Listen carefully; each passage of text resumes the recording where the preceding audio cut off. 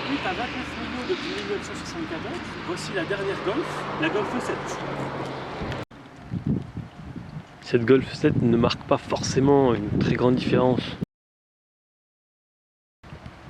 Feu au xénon avec une ligne dans les feux qui se poursuit tout au long de la calandre.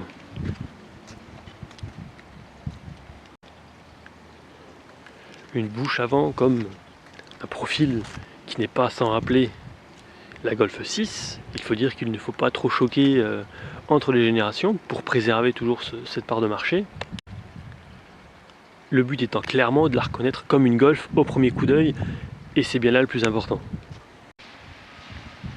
La grande différence, disons, qui saute aux yeux, surtout de ceux qui s'y intéressent, ce sont les optiques.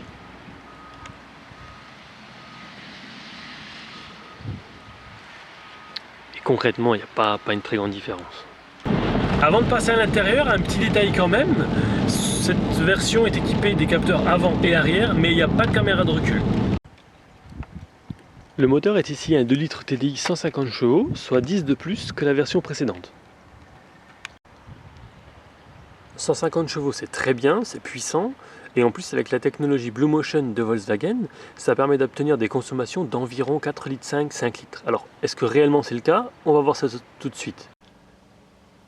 Alors, comme vous le constatez, on est loin de la consommation annoncée par le constructeur. J'ignore si c'est la température extérieure relativement fraîche ou la personne qui conduisait avant moi, voire les deux. En tout cas, là, on est quasiment au double des consommations annoncées. On oublie les 8 litres au 100 et on passe à environ 5 litres, 5 litres 5. Ce qui est quand même nettement plus agréable. En rentrant dans cette nouvelle Golf 7, l'ADN Volkswagen et Golf surtout sont préservés, donc on n'est pas dépaysé.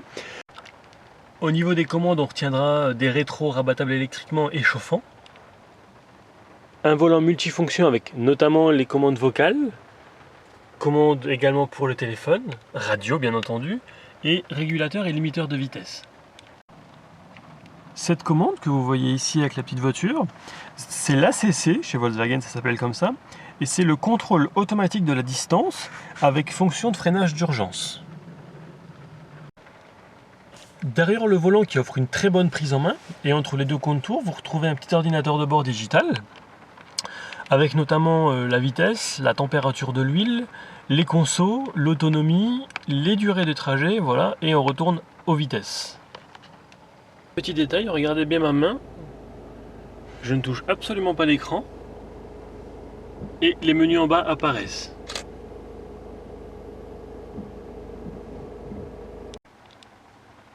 Présenté ici avec une boîte 6 vitesses, la Golf 7 peut avoir également une boîte DSG à double embrayage, que je conseillerais à pas mal de monde pour sa polyvalence et pour son confort, surtout lorsqu'on est confronté aux bouchons.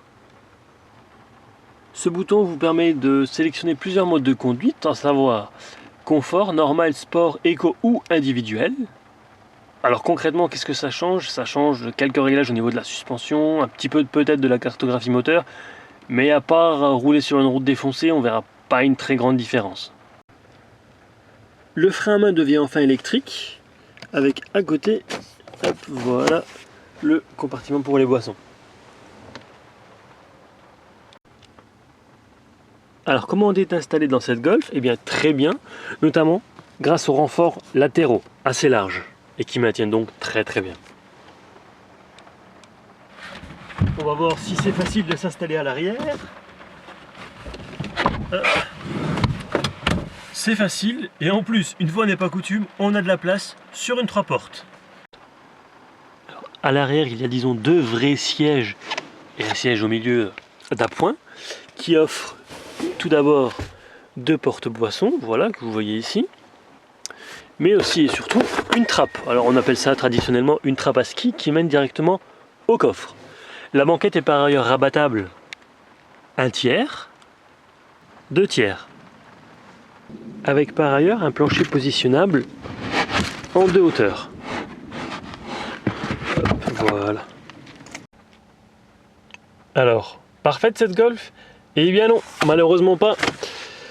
Je vais vous montrer pourquoi. Quelques petites choses. Voilà, par exemple ici, un revêtement qui n'est pas terrible, mais Il y a pire encore, voilà, ici. Si on regarde bien la finition de ça. Voilà. C'est un détail, certes, mais j'estime qu'à 34 000 €, on attend un petit peu mieux.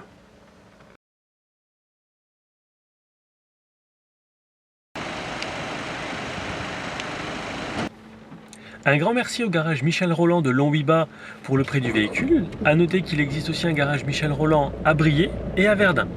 A bientôt!